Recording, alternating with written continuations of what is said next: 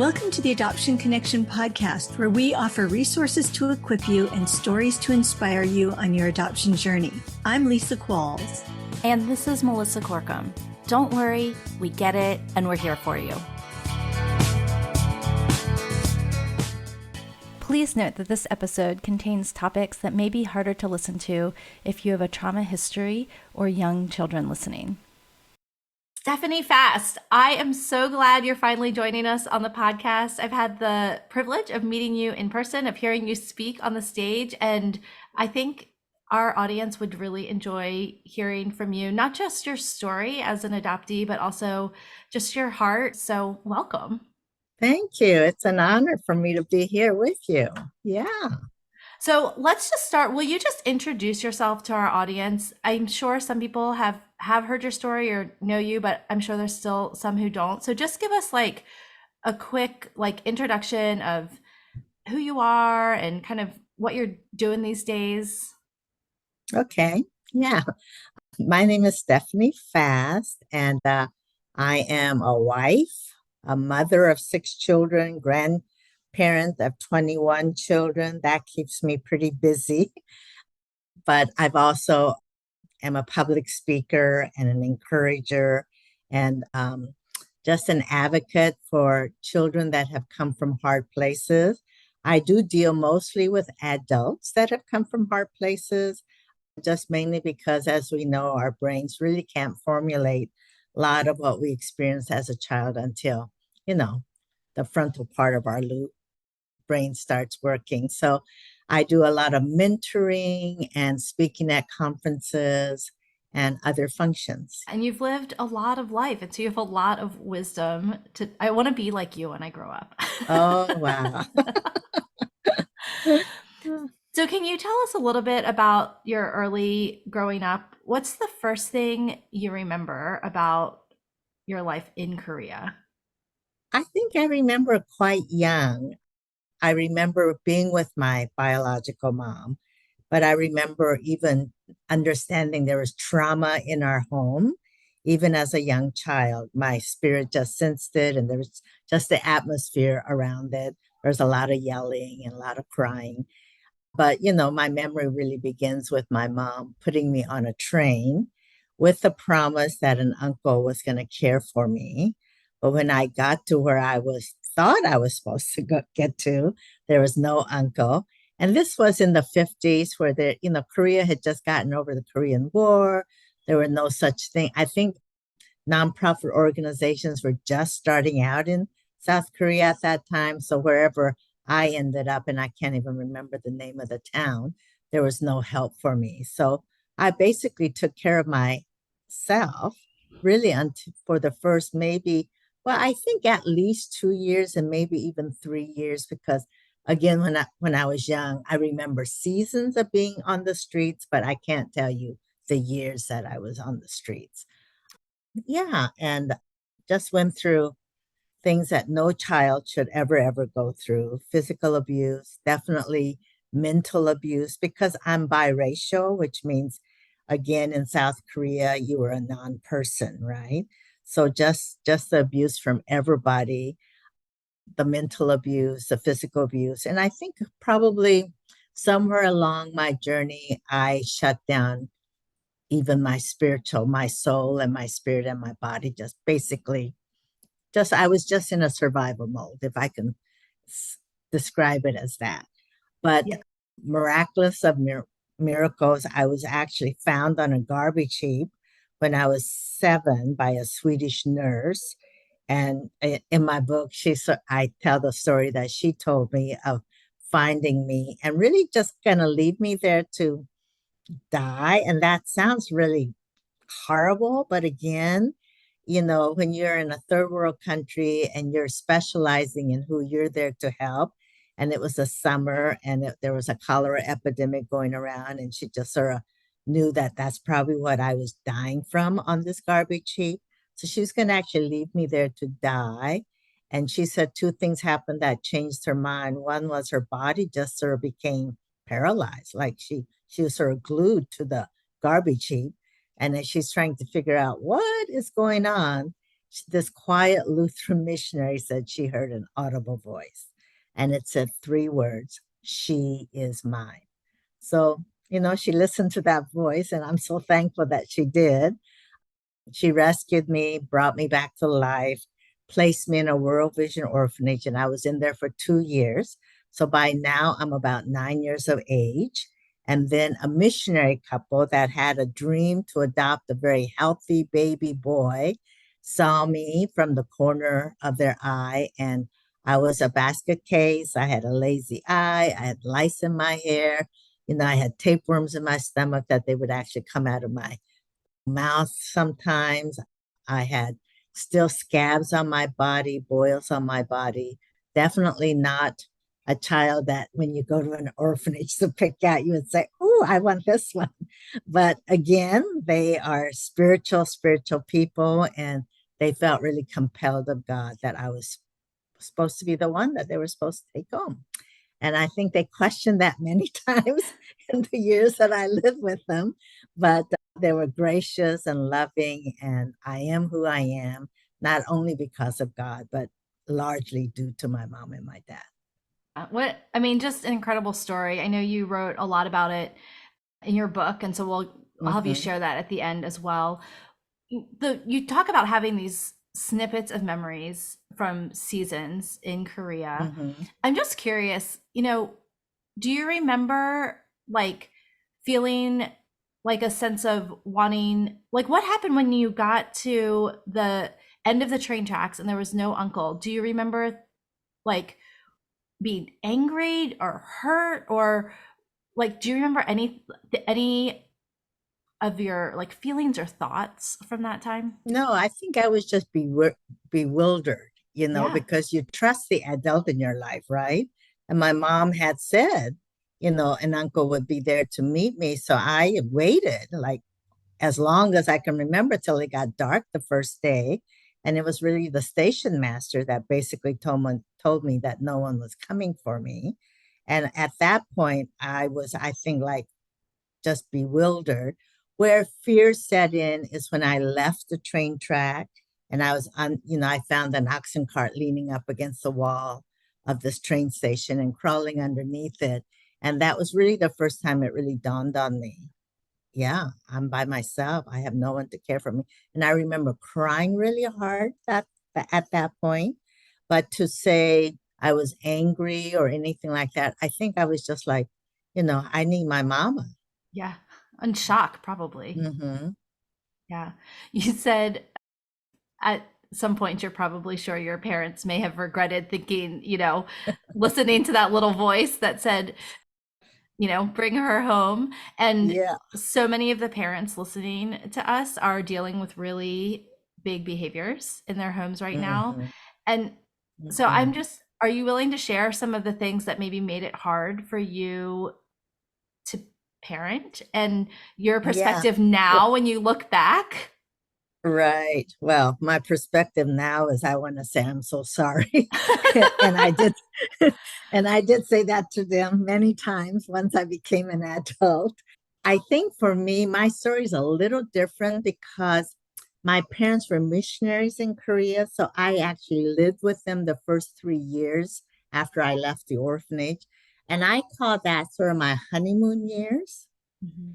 because I was taken out of the orphanage, brought into a missionary community, which is a really tight knit community. I went to a little missionary school. So it was like I blocked the Korean side off of me. Like I never spoke Korean again.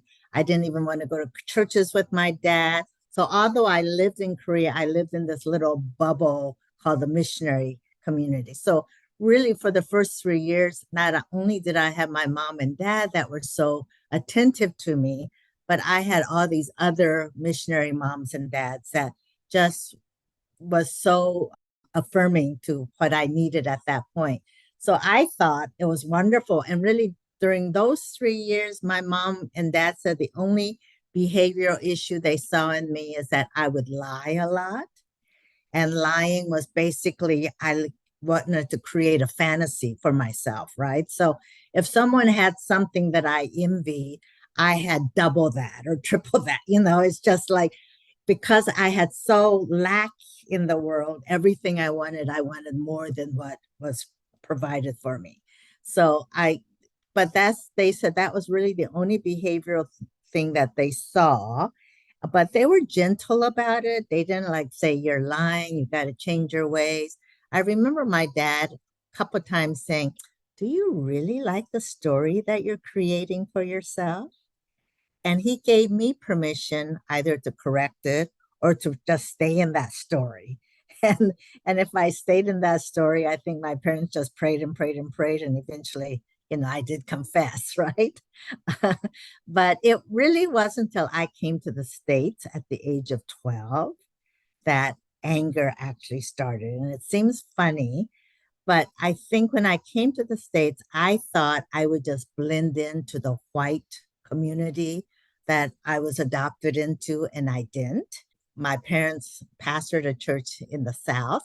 So again, in the 60s, there just weren't a lot of Asians. I don't remember any Asian until, I started college, really.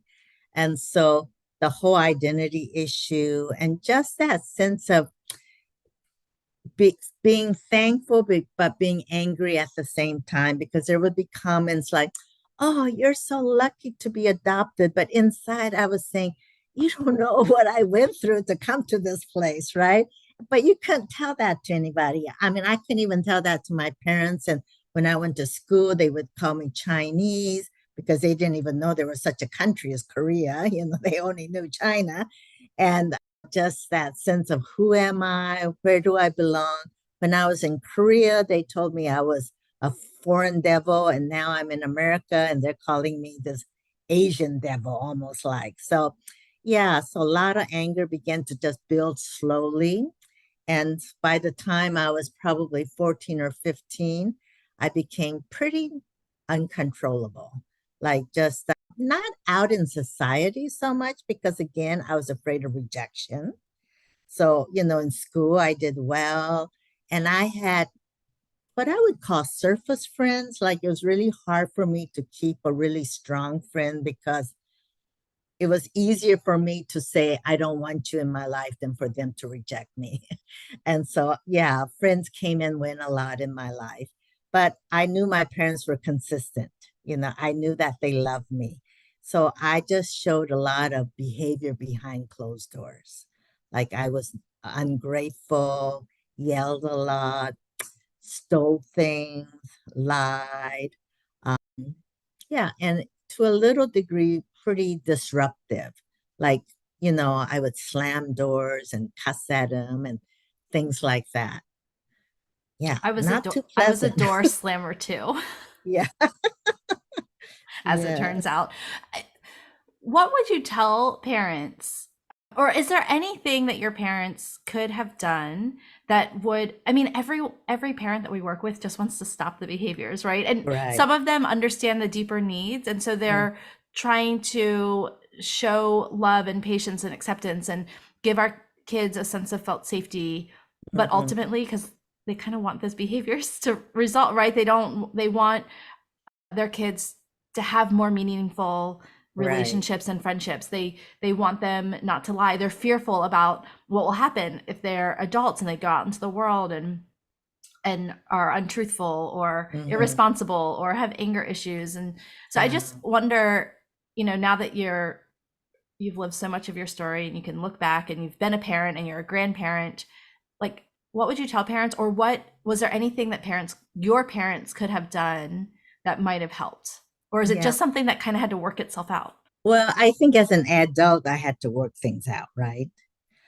But as a teenager, I just sort of existed and I was suicidal. I had depression issues and suicidal issues. And at those points, my parents would go for help. But again, just the history that I grew up in is a little different than the history of children that are adopted now. I mean, I think the internal issues are the same, but the circumstances are a little different. For me, my behavior was just all created in my own brain. I had no like mental health, I don't think. The mental health I had is I created the scenario in my brain. And so I had to fight my own demons. And that's how I sort of describe it. I think a lot of the young children that, or young adults that adopted parents deal with now, they do come with generational sins and they do come with, chemical imbalances. And many of them come with, you know, just mental issues that is hard as parents to deal with. And I'm so thankful that there are professional helps out there that help them. But on the other hand, I think what talking to parents, we run to professional help almost too quick without assessing our children's needs on our own. Like we feel helpless, like parents feel helpless. They see a child lying and they think, I don't know what to do to help them. And then they take them to a professional and they hope that the professional can help them, which, they need that. But I think parents have way more power than we give ourselves. And the the two things or two or three things that my parents did really well was they were really good listeners. I think sometimes we want to solve our children's problems so quick, we don't take the time to listen. And it's even listening to the painful things that's really, really important. My parents were really great listeners. Dad, especially my dad, never amplified more than what he saw.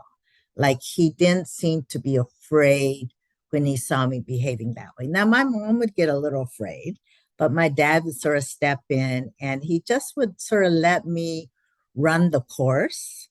And then once I ran the course with my emotions, he had an amazing way of just tapping into what he saw in me the way God saw me.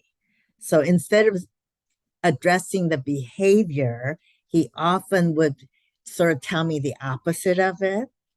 Like if I was angry, he would say, Stephanie, you're such a gentle person and you're such a caring person and you have such a servant's heart. And he would just sort of stop at that and I would be bewildered, right? Because I had just finished yelling and screaming and saying, all these things. So the reinforcements, the opposite reinforcements of my behavior sort of took place in my brain. And I think without them even realizing and without me realizing, I was retracking my brain just by what I heard from them.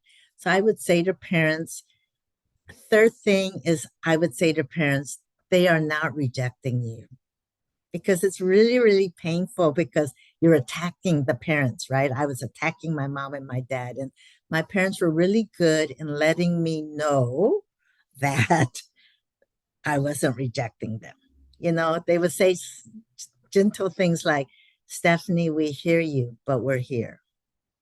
Stephanie, we hear you. It hurts. Like they didn't go into great explanations of why they were hurt. They just said they were hurt. And so for me, being who I am, just hearing the word, ooh, I hurt my parents, even though I couldn't regulate my emotions at that point, as during the night or next day, I would just hear that, ooh, I hurt my parents. And then I would try in my behavior to change. But of course, when you have anger and bitterness and the spirit of rejection just running all through you, it takes a long time. Yeah. Yeah.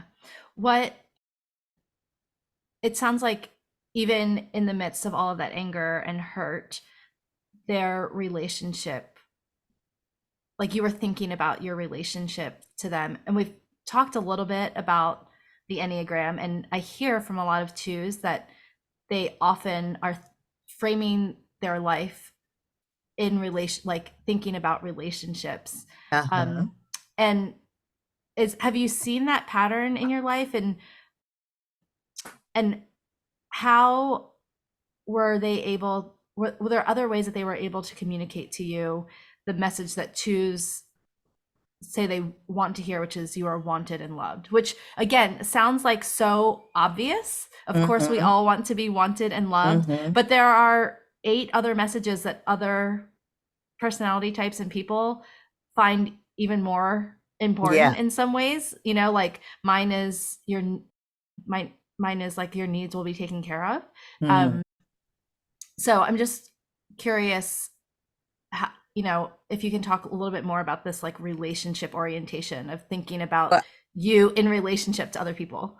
I think for me, when I did the test, it was such an eye opener for me because I thought even my adult behaviors had a lot to do with my childhood. Mm-hmm. But I realized it was pretty much just ingrained in me. And my childhood reinforced it, like made Yeah. it so much larger, right? Because I mean, I remember even as a child having this sense that I was responsible to take care of others, which I had Mm. no way to even take care of myself. But I had this innate need, like if I stole something, most kids wouldn't share it with other children. But for me, it was like, oh, you need it, so I'm going to give it to you, and like I'll take care of you before I take care of myself. Mm. And so I always thought, that was, but looking back on my childhood, I realized it had to do a lot with my number, the sense of feeling needed, being seen.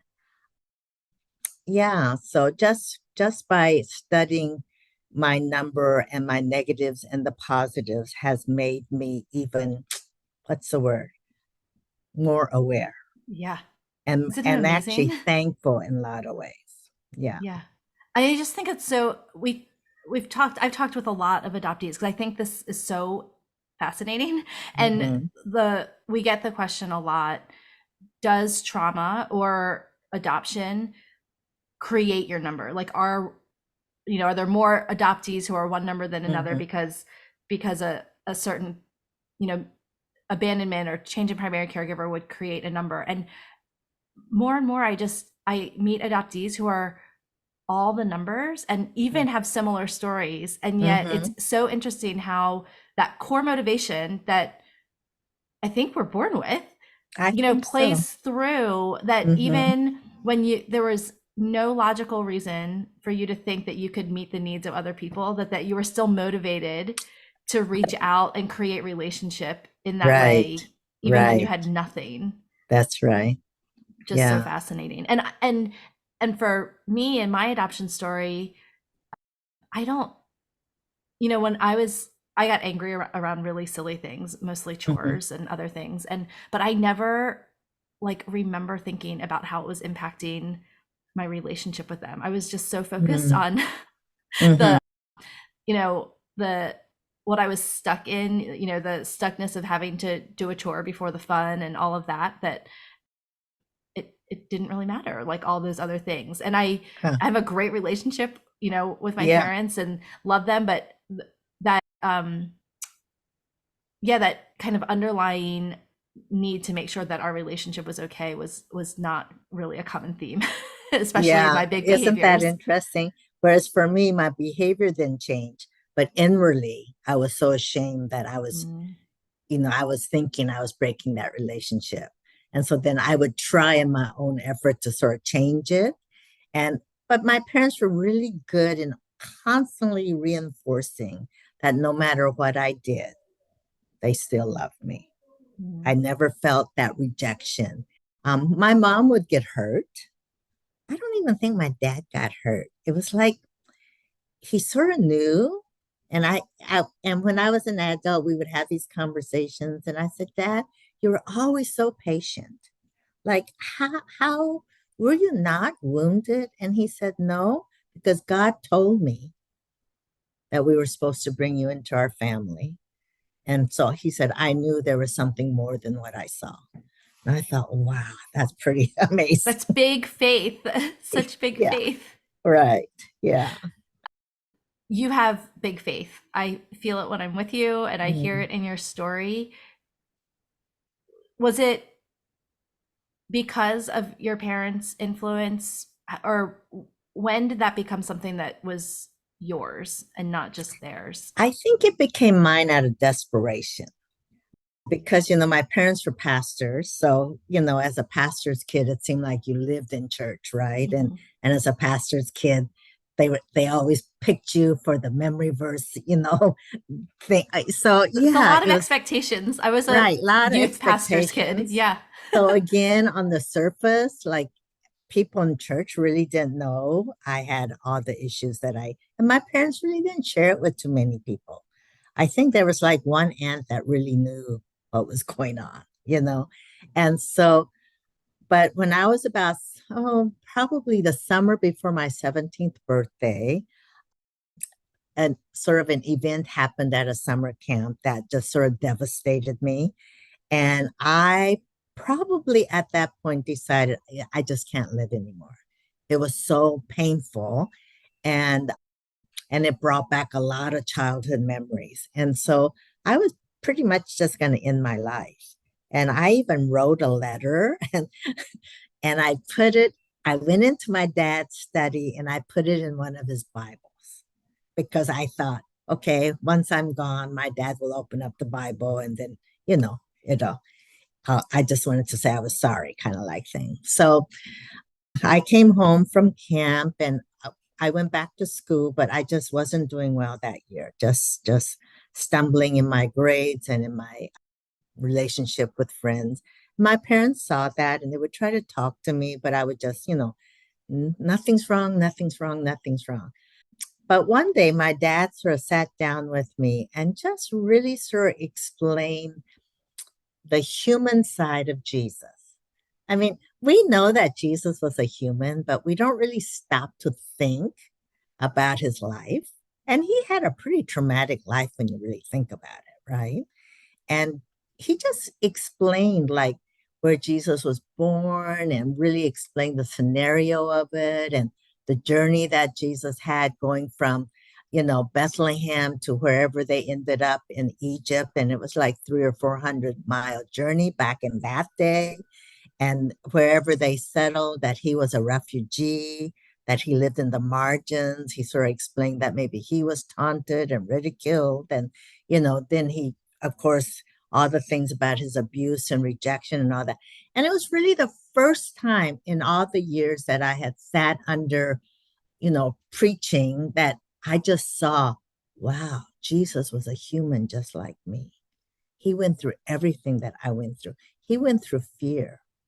He went through probably anger. I mean, the Bible says he went through everything, but he sinned not. But I think where sin is when we dwell on it and we act on it, right?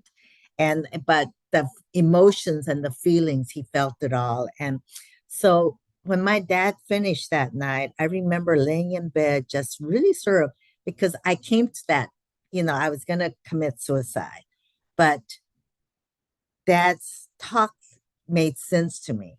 And I remember getting out of bed, kneeling by the bed, but not saying the sweet sinner's prayer. I just sort of said, okay, God, if you're what mom and dad say you are, I want you to do something because I need something right now. Now, my thing is somewhere in my childhood, I had stopped crying. Because I learned as a little girl, the more you cry, the more you get abused. So I had just stopped crying. I knew how to be angry. I knew how to do all the negatives, but to actually cry, I didn't know how to cry. And so that night when I said, God, do something, he did do something. He touched my tear ducts and I began to cry for the first time that I could remember in a long, long time. And as you know, tears is a good healing factor, right? And I was crying, crying, crying, and my parents heard me and they came into the room and they didn't say anything. They just sat there and prayed and prayed and prayed. And then after all these tears, my dad said, are you ready now to really receive Jesus into your life? And I said, yes. And I made a commitment to God at that point that no matter what, I would go on this journey with him. And so when we talk about my faith base, I truly believe at that point. Now, the healing took a lot longer. If there's a difference between, being saved and believing, but the healing takes so much longer. And so, but definitely my mind or my heart changed. And I realized that, okay, I'm going to connect to him and I'm going to study his word. I'm going to listen to his spirit because I am not going to stay who I am. So I made a choice at that point to change. Yeah, what a beautiful legacy that your parents have left. My next question is kind of selfishly for me because I lost my dad in Mm, April of last year. I'm so And sorry. and I know that you've walked through the journey of losing both of your parents. And Mhm. so just curious like how your story has impacted like the grief of losing another loss and how what does healthy grieving look like for you? I think healthy grieving is honesty. And sometimes as believers, we're not honest because we sort of think, we got to put in the scriptures, right? And we mask the grief because we want to walk by faith. And but for me, it was like God said, you be honest with your grief, really go into that loss. And I did. I grieved so deeply, and I'm still grieving. I just lost my mom the end of February. So it'll be a year the end of this next month, right? And yeah, just that sense because I lost my dad about 25 years ago and it was really, really difficult because between the two of them, I was probably closer emotionally to my dad than to my mom. But but I think having my mom there walking through that grief with me helped. So losing my mom, it was like I lost that one person that knew my story, truly knew my story, had been there through all the behaviors, had been faithful through all that, had rejoiced with me, had seen the losses that I had, even as an adult, being there with me, loving me through it, but also the one that I knew that prayed for me every day of my life. That was my mom. She would call on a daily basis. Hi, honey. What can I pray for you today? And just that anticipation of that phone call every day was such a, connection. And to know that was gone and to know that although I had people certainly that, pray for you, but I knew she faithfully prayed for me. So I still feel that sense of loss. I want to pick up the phone sometimes and call her and I realize that I can't, and just I brought home a couple of her Bibles and because she wrote a lot in the margins of the Bibles and just trying to hear her talk to me, even though she's gone. I have a chime in my backyard that sometimes it's again now some people might say maybe not, but for me I feel like God it's my mom talking to me because sometimes I'll talk to her and I'll stand under the chime and the wind's not even blowing and the chime will just chime for me. So yeah, yeah. I don't know how long that grieving process. I mean, my dad, the pain is gone, you know, but with my mom, the pain is still there. Yeah. Well, it hasn't even been a year yet. So, Yeah, yeah. yeah. Well, thanks for sharing. Is there anything as we wrap up that you would want to share with our community that's really on your heart tonight? I think what I would want to share with the community is don't give up hope. I think there are a lot of parents that just are on the edge and they're just saying, okay, I'm going to live with my daughter and my son till they get out of the house, you know? I've been there. Yes. And that day will come. But even then, and we know as parents, I have children that are in their late 40s and I'm still parenting them. We're going to be parents to the day we die. And, so, but don't give up hope. And I always say to parents, what was the reason why you adopted? Because I think sometimes we forget why we adopted because we're so involved in the trauma of what's going on in our family. But it's important to remember because my mom and dad said that to me. We remember why we adopted you.